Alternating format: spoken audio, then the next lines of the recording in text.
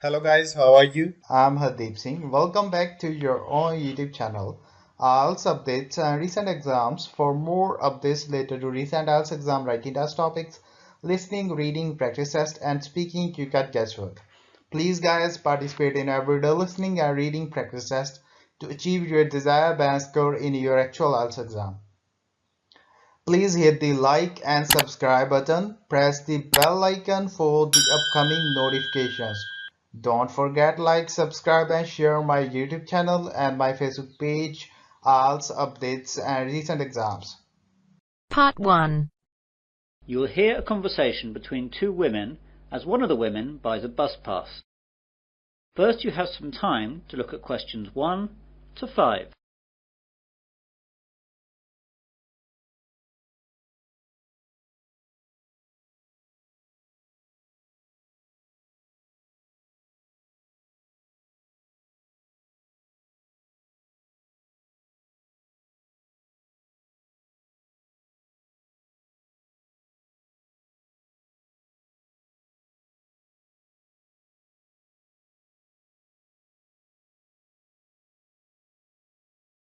Good morning, I'm here to get a student bus pass, please. Of course, madam. Do you want to buy a month bus pass, a 6-month bus pass, or a year pass? Oh, just a month pass, please. Right then. I'll just have to take a few details. Yes, of course. First of all, what's your name? Natalie Jameson. And how do you spell Jameson? Jameson. Thank you. And what's your address? 45 Forest Avenue, Newlands, Adelaide. Is that Forest with 1 R or 2 Rs? Just one. And what's the postcode, please? Oh yes, it's 8490. Thanks. Now, what's your date of birth, if you don't mind me asking? Not at all, it's the 13th of May 1982. I also need to know your telephone number here in Adelaide. Okay, I just need to check that as I only moved here last week. Now where is it? Here we are. It's 6249 7152. Do you need a code or anything? Oh no, that's okay, thank you. Can I see your university card, please? Yes, here it is. Good, that's fine. Now, for which zone do you need a pass? Well, I'm not sure. I was hoping you'd be able to help me as I don't really know my way around here yet. As you know, I live in Newlands and I have to get to the university campus in the centre of town every day. Well, the university is in Zone 1 and Newlands has 2 zones. The side nearer to the town centre is Zone 5, but the far side is Zone 6. What road is it that you live in again? Forest Avenue. Let's see on this map. There it is. The nearest bus stop is in Zone 5. That's lucky. Zones 1 to 6 are $15 more expensive. Great. Make the pass out for zones 1 to 5 then, please.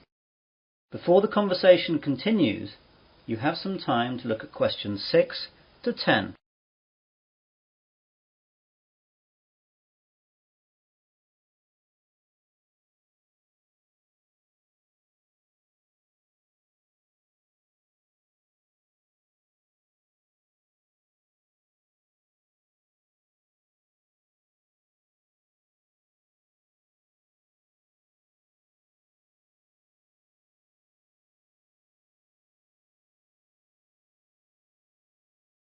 I've got some other questions too, if you don't mind. Sure, go ahead.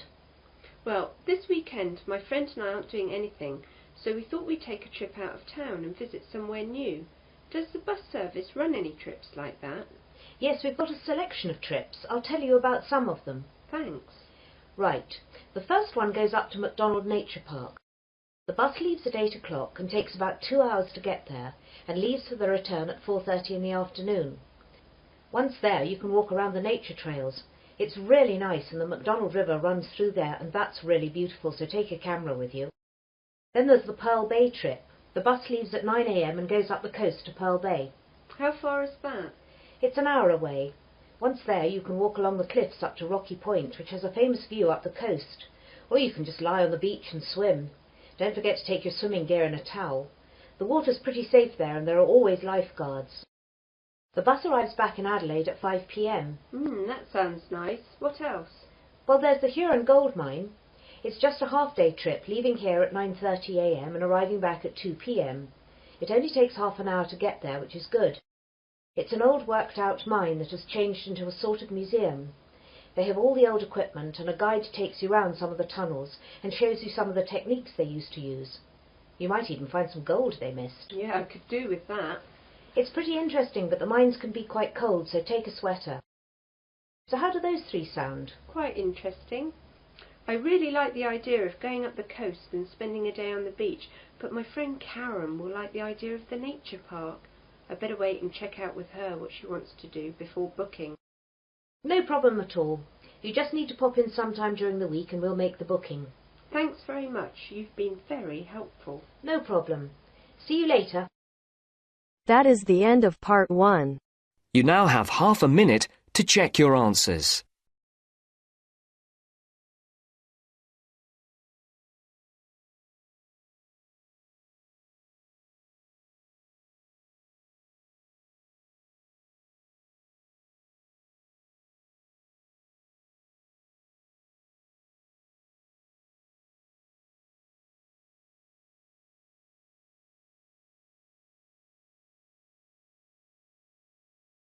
Now turns to part 2.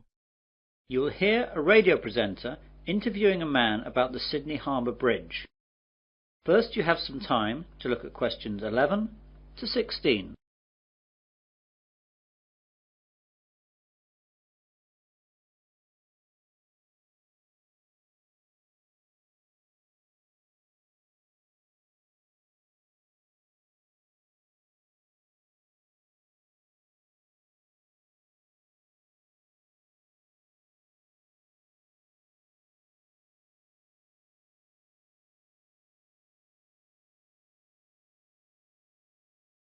Well, good morning again, everyone, and welcome to Perspective, the weekly New South Wales radio programme on subjects of general interest from our local area. Today I have in the studio Mr. George Simmons. Good morning, George. Good morning, Anne. So what are you going to talk to us about today, George? Well, for people from New South Wales, and particularly Sydney, this will be of great interest, I hope. I'm going to tell you a little about Sydney Harbour Bridge. Wow, that'll be so interesting. I think so. To start with, I'd like to tell you a little about the size of the bridge. The arch span is 503 metres, and the weight of the steel arch is 39,000 tonnes. The summit is 134 metres above mean sea level, though it can actually increase by as much as 18 centimetres on hot days, as the result of steel expanding in heat. The two pairs of pylons at each end are about 89 metres high, and are made of concrete and granite. The steel used for the bridge was largely imported. About 79% came from the United Kingdom, but the rest was Australian-made. The granite was quarried in Moruya down the coast, and the concrete is also Australian. So most of the steel used to make our great bridge actually came from England? Yes, I'm afraid so. However, the workforce were all Aussie. Thank God for that. When was the bridge actually built? The bridge was opened in 1932, but work first began in 1924 with the construction of the bridge approaches and spans, with two separate teams building the arch on each side working towards each other. The arch was successfully joined on August the 19th, 1930. I'm afraid that working practices weren't very fair in those days, and the local government demolished 438 homes, which were in the way of the approaches, and as many as 800 families living there were displaced without compensation. The standards of industrial safety were inadequate too. 16 workers died during its construction, mainly from falling off the bridge. I didn't realise that. Yes. The bridge was formally opened on the 19th of March 1932 by the Premier of New South Wales, Mr. Jack Lang. When it was opened, it was the longest single-span steel arch bridge in the world, and it was one of the greatest engineering masterpieces of its time. Several songs were also composed in advance for the occasion, but these have now largely been lost or forgotten. However, 3 postage stamps were issued to commemorate the opening of the bridge, and these still exist. One of these stamps, with a face value of 5 shillings, is now worth several $100s today. You now have some time to look at questions 17 to 20.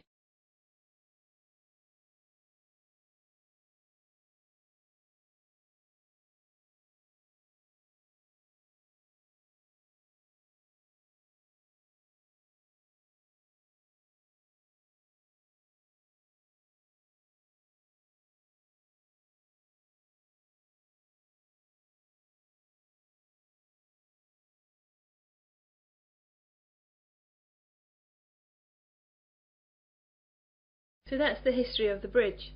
Is the bridge still the same today as when it was built? No, it's quite different. The basic structure is the same, of course. Originally, the bridge was constructed to carry a road, 2 sets of tram lines and railways. In 1957, the 2 tram lines were removed when Sydney abolished its trams, thus giving the bridge 2 more traffic lanes. Today it carries 8 traffic lanes, 2 railroad lanes and a footpath along its eastern side. One of the eastern traffic lanes is now a dedicated bus lane. The bridge is often crowded, and in 1992 the harbour tunnel was opened to help carry the traffic load. More than 160,000 vehicles cross the bridge each day. Before the harbour tunnel was opened, this figure was as high as 182,000, and would be much higher today if it were not for the tunnel. Pedestrians, horses and push bikes are not allowed on the bridge anymore. Wow! The bridge actually carries that much? Oh yes. Actually, before the harbour bridge opened, it was completely packed with railway carriages, trams and buses to stress test its load-bearing capacity. While it has had many traffic jams since, and 500,000 people walked across it on its 50th anniversary, it has probably never been asked to carry that much of a load since. Amazing! And I suppose the toll for crossing the bridge has changed a bit too. I'm afraid so. The initial toll charged for a car was 6 pence, while a horse and rider were charged 3 pence. Today the toll costs $3, but is only charged when travelling to the south as an efficiency measure to speed up traffic flow. That is the end of part 2. You now have half a minute to check your answers.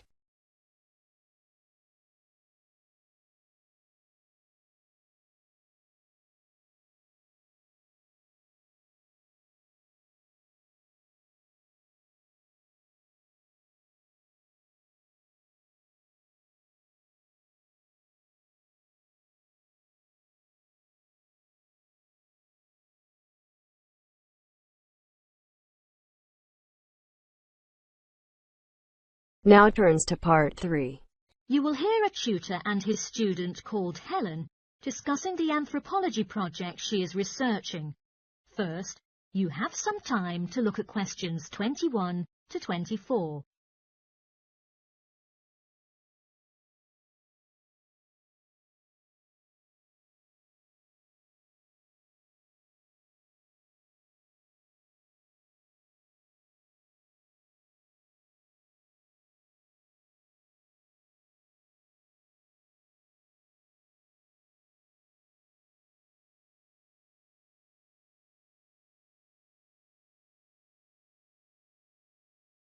Come in, Helen. What can I do for you?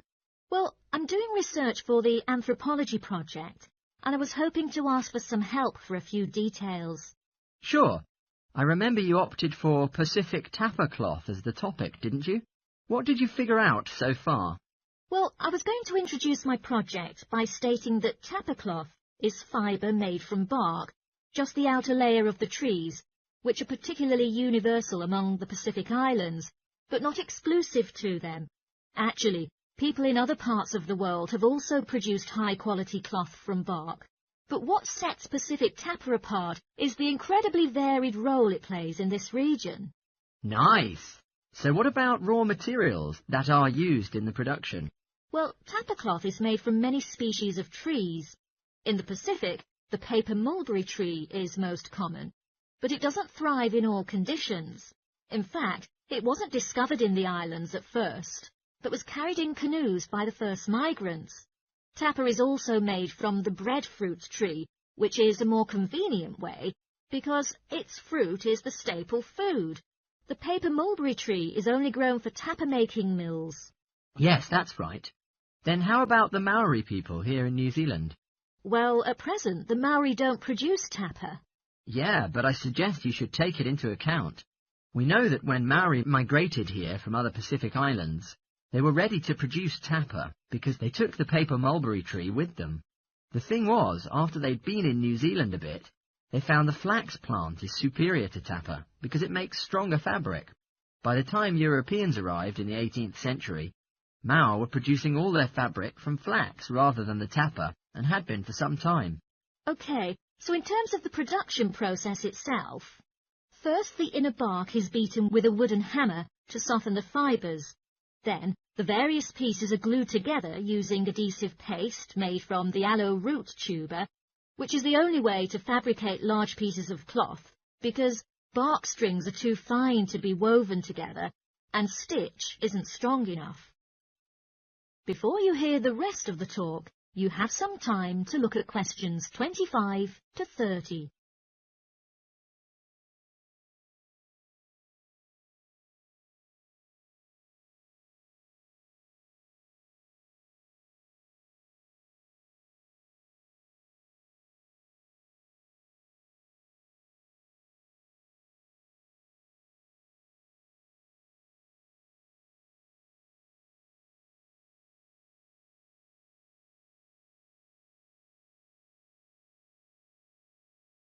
So now you should do more research on the details about different countries. Where should I go into now? Well, I think Samoa is the typical place known for its sepal, which is hand-painted with representations of the ancestors. Till now, at the most profound events in lives, such as births, funerals, weddings and investiture of a chief, some are with sepal ropes to add significance and eating to the ceremony. OK, then I can talk about Tonga. It seems to me that the great innovation in Tonga has been developing a simple coarse cloth, which is quick and easy to produce. This is suitable for all sorts of daily functions around the house, like bed covers, nets and curtains. Good point. Now, what about Cook Islands, Tapa? Well, the Swalia is of poor quality. Consequently, the breadfruit tree is often used.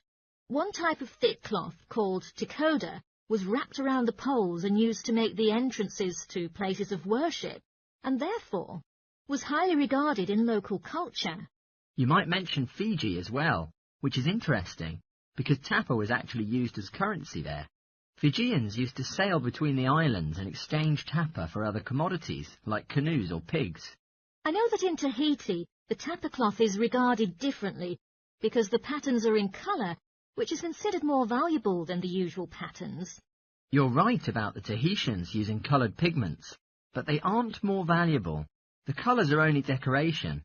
People enjoy wearing bright robes, especially for dancing and competitive games, and do it just for fun.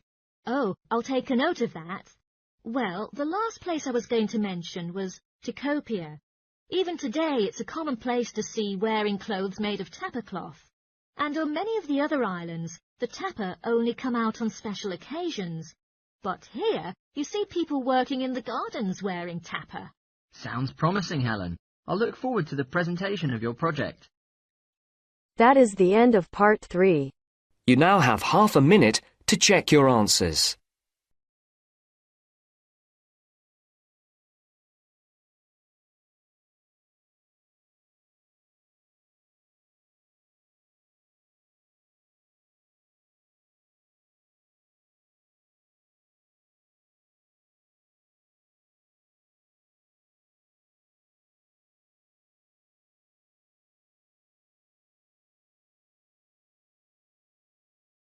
Now turns to part 4.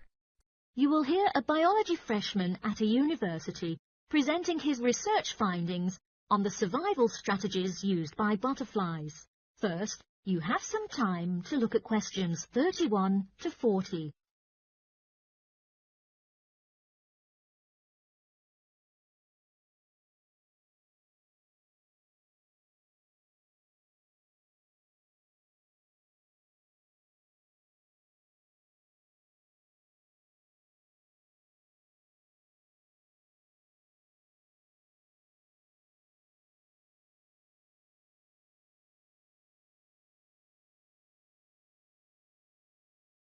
We were required to do the investigation regarding survival strategies of particular animals, and I chose to study how the butterflies will do for survival when cold weather and food shortage could easily influence their life cycle. I concentrated on a number of main strategies butterflies adopt to handle these harsh conditions: hibernation and migration. First, let's talk about the hibernation, which means a long-term sleep in which an animal's metabolism slows to conserve strength. Various butterfly species have formed different patterns of hibernation at continuous periods of their life cycle. For example, the banded hair freak hardly hibernates in its full-grown adult form, but as an egg, and another species, the dappled white, breathes during the winter in a crystallized stage, and during this time it's able to draw on the energy it stimulated earlier on in its larval stage. Though the slowing of the metabolism in hibernation functions with many of the difficulties faced in winter, it can't prevent them all. In addition, some butterflies have extra plans for survival. For instance, they develop a substance in their blood, usually in glycerol or sorbitol, which serves as antifreeze, thereby adding extra resistance against lower temperatures. Actually, there is a positive side to the cold weather. Fewer predators exist to cause problems. This is because they're mainly active in warm weather. So, now let's move on to the second type of survival strategy the butterflies used in winter: migration. That means moving to regions with a more suitable environment. I'm going to start this topic with a detailed study about particular cases of migratory species, the monarch butterfly. Many butterfly species found in various zones of the world migrate, like the red admiral, a British butterfly which winters in North Africa. But the monarch butterfly is the sole example to do this in North America. At any stage of the life cycle, the monarch cannot survive in the low winter temperatures. So when it gets cold, the monarchs begin to gather in huge groups and fly south. They can travel up to 3,500 miles. But only the last summer generation of monarchs migrate. Normal generations only live for a maximum of 10 days. In fact, the last migration generation, as reported, do for 6 months, which enables them to take such a long journey. These huge teams of migrating monarchs only fly during daylight hours, and at night they usually have a rest in trees, again often in vast groups. Research is now being done into what encourages them to reach the destination. It has been known for years that they find their way on the journey by following rivers, and there are a few of these along the migratory route. However, the new research indicates that they may also treat the sun as a navigational aid. During this time, they are able to feed, mainly from a type of flower called milkweed, but they are not able to reproduce during this period. The monarchs hand in their lineage to a particular region in Mexico, known as the Pierre a Sequoia. The monarchs are anticipated with great interest within the region, and over recent years, their annual arrival has gained great popularity among tourists. However, their habitat is being increasingly threatened. That is the end of part 4. You now have half a minute to check your answers. So guys, don't forget like, subscribe and share my YouTube channel and my Facebook page, IELTS updates and recent exams. For more updates related to recent IELTS exam writing test topics, listening, reading, practice test and speaking, you get guesswork. Please guys, participate in everyday new IELTS listening and reading practice tests to achieve your desired band score in your actual IELTS exam. For more IELTS material, visit my official website www.ieltsupdatesandrecentexams.com. The link is given below in the description. If you need PDF files of latest IELTS material, then please join my Telegram channel. So guys, please write your score below the comment section. Again, thanks for listening. God bless you all guys. Stay tuned, stay safe.